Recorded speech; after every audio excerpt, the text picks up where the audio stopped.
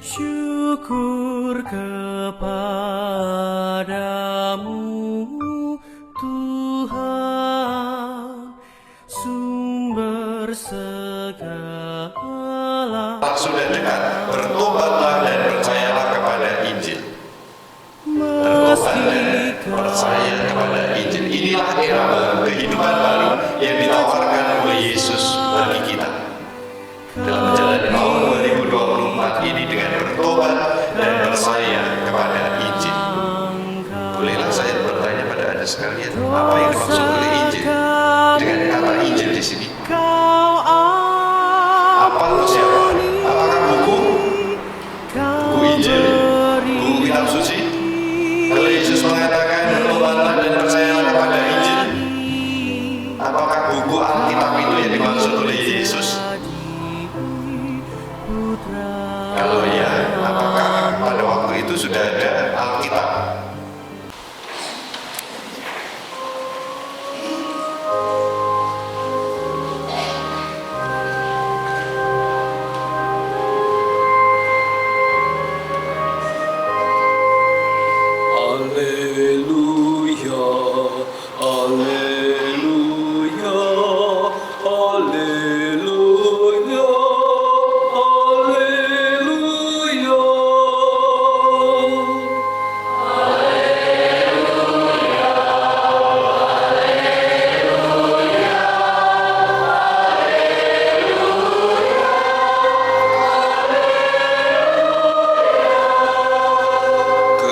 Kerajaan Allah sudah dekat,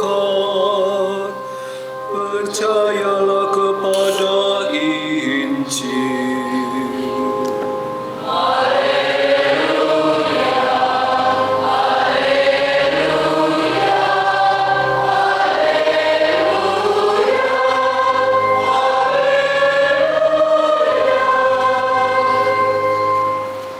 Tuhan bersamamu.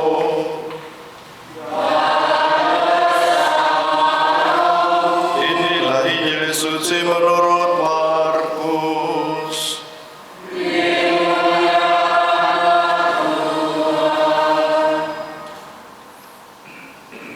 Sesudah Yohanes Pembaptis ditangkap, datanglah Yesus ke Galilea memberitakan Injil Allah. Yesus memberitakan, waktunya telah genap, kerajaan Allah sudah dekat, bertobatlah dan percayalah kepada Injil. Ketika Yesus sedang berjalan menyusur danau Galilea, ia melihat Simon dan Andreas saudara Simon. Mereka sedang menebarkan jala di danau, sebab mereka itu penjala ikan. Yesus berkata kepada mereka, "Mari, ikutlah aku, dan kamu akan kujadikan penjala manusia." Mereka pun segera meninggalkan jalannya dan mengikuti Yesus.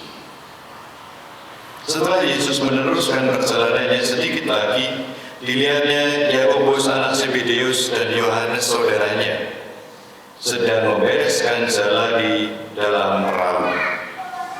Yesus segera memanggil mereka, dan mereka meninggalkan ayahnya Zebedeus di atas perahu bersama orang-orang upahannya.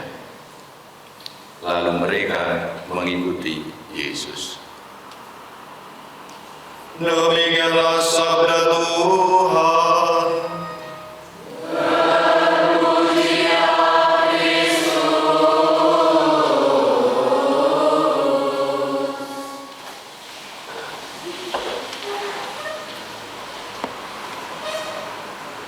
Saudara-saudari yang terkasih dalam Tuhan, yang kita rayakan pada pagi hari adalah Ekaristi Minggu Biasa ketiga.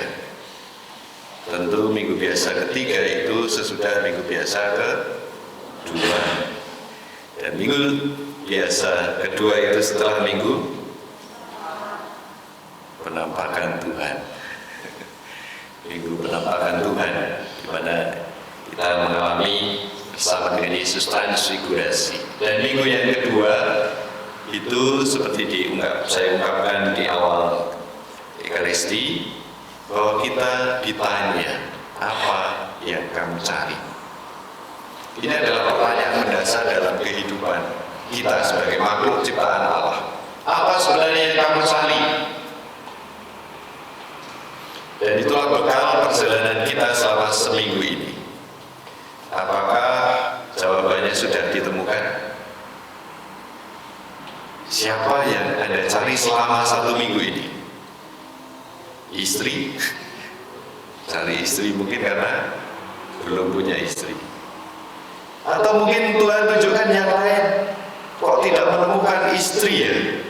Mungkin pengen supaya Tuhan, supaya panggilan bukan menjadi bapak tetapi menjadi romo mungkin. Atau mungkin selama seminggu ini kok saya dipenuhi dengan berbagai macam persoalan yang sulit sekali saya urai. Apa yang Anda cari sebenarnya? Nah, Yesus entah situasinya sudah menemukan, entah kita itu yang kita cari adalah sesuatu yang fana saja atau sesuatu yang indah, sesuatu yang berkenan pada Tuhan atau tidak. Kepada kita semua Yesus mengajak kita, mari ikutlah aku. Saya kira 2 kata kunci ini dapat menjadi bekal bagi kita untuk menjalani kehidupan siapapun kita.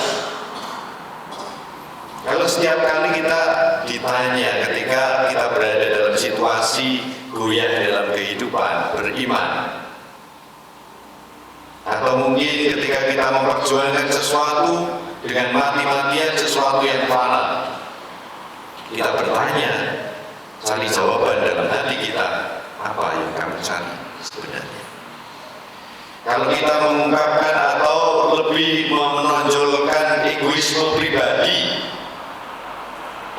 kita boleh bertanya, apa yang kamu cari sebenarnya?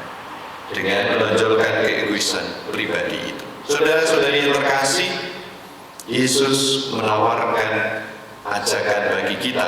Entah kita mau ikut atau tidak, mari ikutlah aku. Saudara-saudari yang terkasih, di awal tahun biasanya kita membuat resolusi. Resolusi itu apa? Suatu keinginan, suatu cita-cita di awal tahun, apa yang akan kita capai, target apa yang akan kita capai selama setahun ke depan. Entah dalam hidup berkeluarga, entah dalam hidup berkomunitas sebagai anggota biara, atau dalam hidup pekerjaannya, dalam pelayanannya, dan lain sebagainya, dalam hidup di tengah masyarakat. Kita bisa membuat resolusi-resolusi untuk mengepus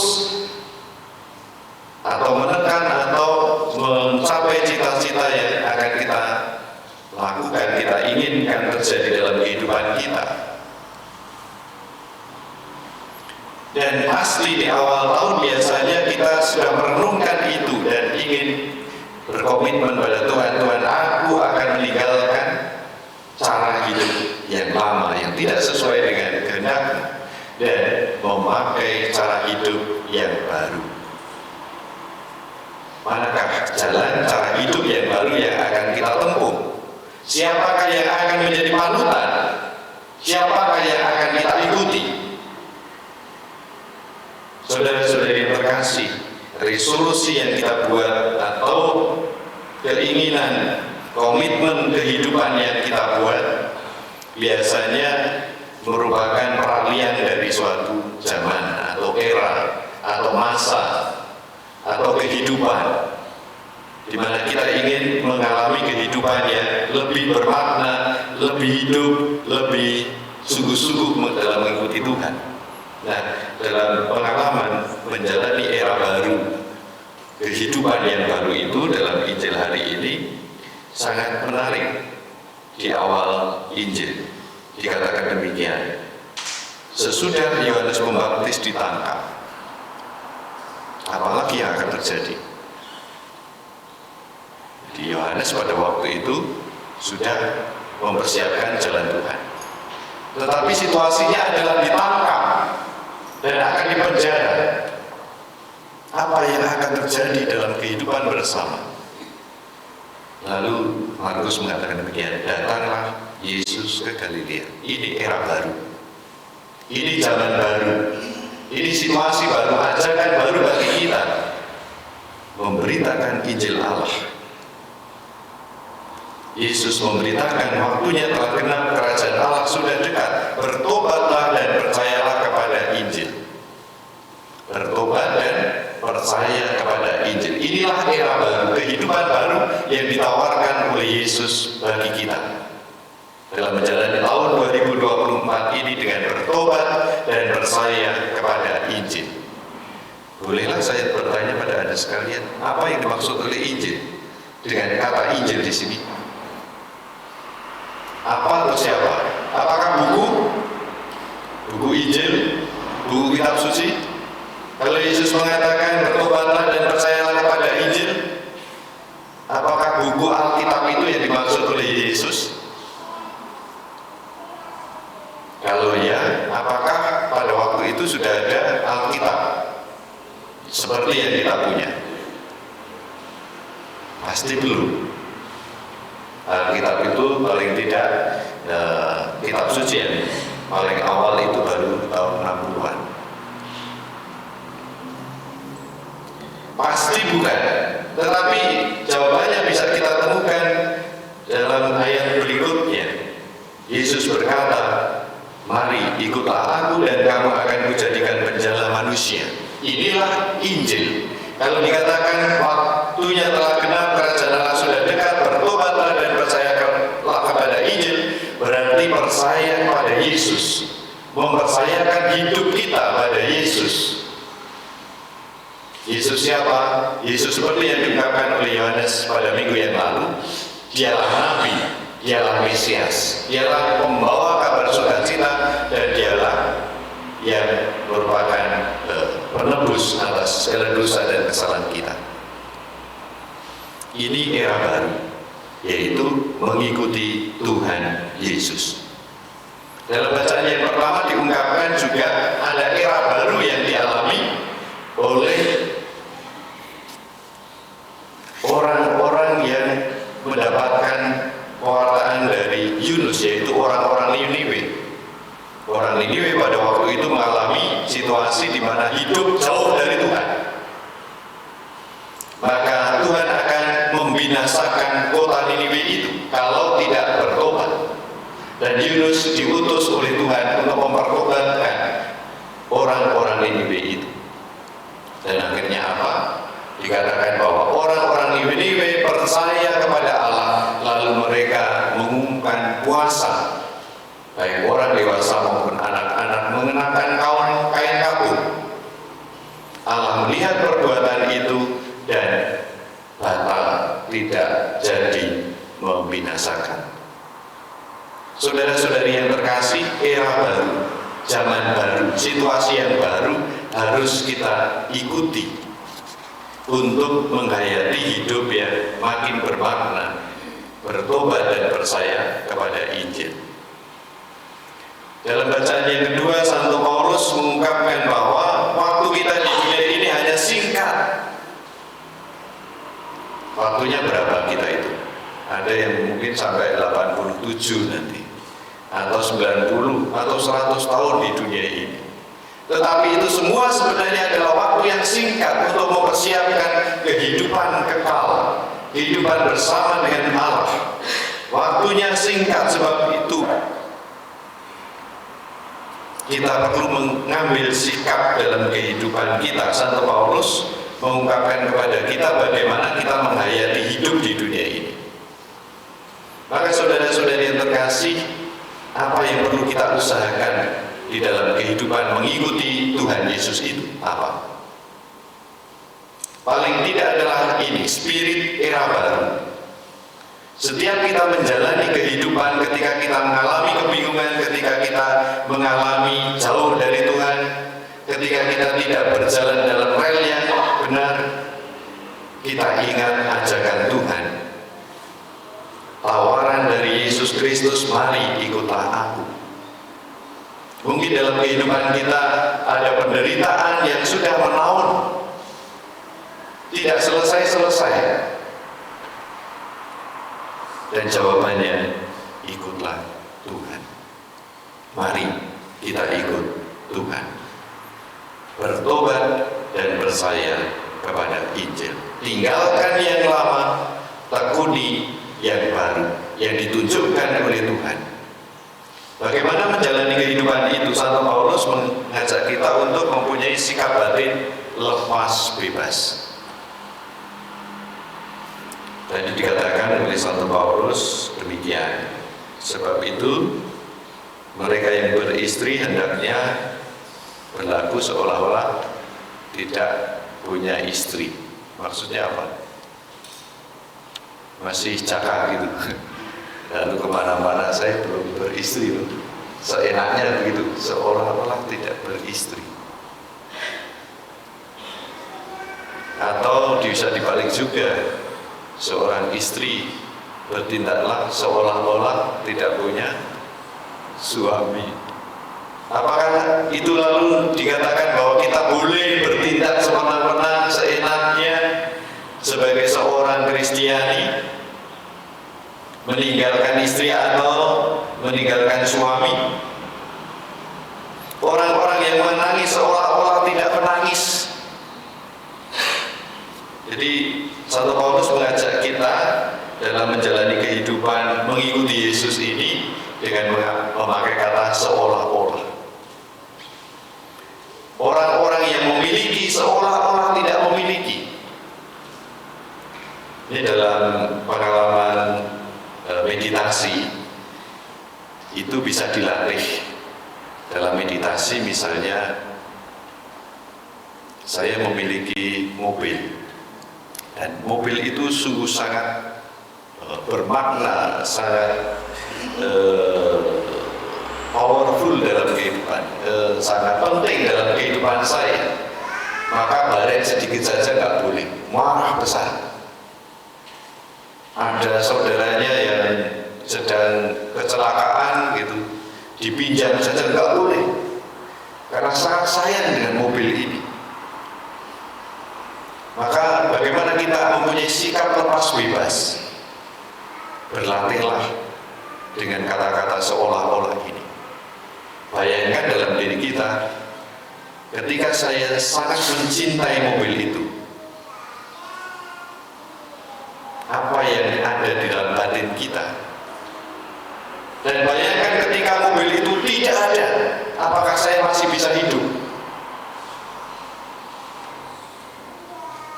Demikian juga kalau dikatakan oleh Santo Paulus, orang-orang yang beristri hendaknya berlaku seolah-olah, mereka yang beristri hendaklah seolah-olah tidak beristri. Coba bayangkan dalam doa kita, apa yang terjadi ketika istri yang sangat saya cintai itu meninggal? Apakah masih ada sukacita, kegembiraan batin dalam hidup saya?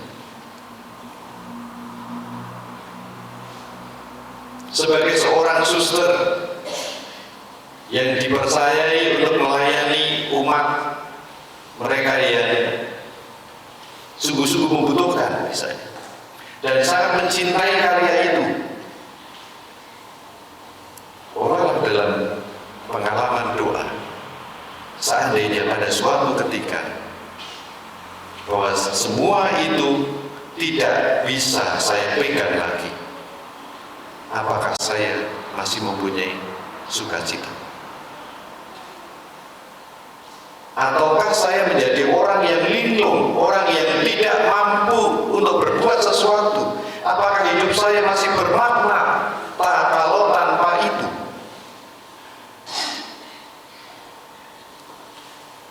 Pendeknya, orang-orang yang mempergunakan barang-barang duniawi seolah-olah sama sekali tidak mempergunakannya. Ketika kita mempunyai kelekatan-kelekatan yang tidak teratur pada barang atau orang, terhadap perjumpaan persahabatan, terhadap milik, mari kita mencoba untuk melatih diri kita supaya kita mempunyai sikap lepas bebas. sikap merdeka terhadap barang kepemilikan atau orang persahabatan yang sangat kita rindukan. Saudara-saudara yang terkasih, mari kita mengikuti Tuhan dengan mempunyai sikap lepas bebas, sikap merdeka. Ketika sesuatu itu lepas dari kita, kita tidak menjadi orang yang linglung, orang yang menjadi gundar, tidak punya arah, tetapi arahnya adalah mari ikut Yesus dalam segala situasi kita. Di sana ada kemerdekaan dan sukacita karena Tuhan. Terpujilah Tuhan, kini dan sepanjang segala masa.